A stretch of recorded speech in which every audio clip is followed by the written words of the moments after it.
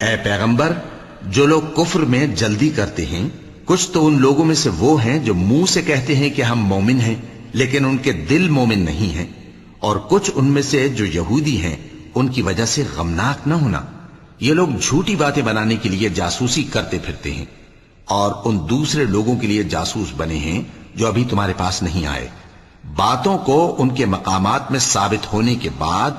دور لے جاتے ہیں، لوگوں سے کہتے ہیں کہ اگر تم کو یہی حکم ملے تو اسے قبول کر لینا، اور اگر یہ نہ ملے تو اس سے بچنا،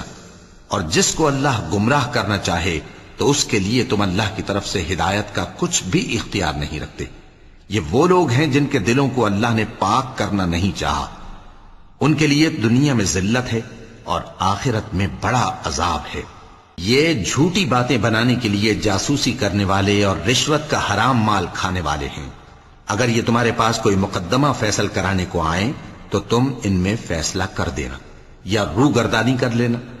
اور اگر ان سے روگردانی کرو گے تو وہ تمہارا کچھ بھی نہیں بگاڑ سکیں گے،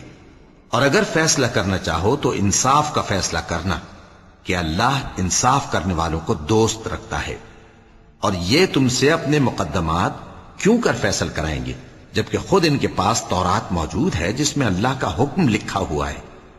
یہ اسے جانتے ہیں، پھر اس کے بعد اس سے پھر جاتے ہیں، اور یہ لوگ ایمان ہی نہیں رکھتے۔ بے شک ہم نے تورات نازل فرمائی جس میں ہدایت اور روشنی ہے، اسی کے مطابق انبیاء جو اللہ کے فرما بردار تھے یہودیوں کو حکم دیتے رہے ہیں، اور مشائخ اور علماء بھی، کیونکہ وہ اللہ کی کتاب کے نگہبان مقرر کیے گئے تھے اور اس پر گواہ تھے،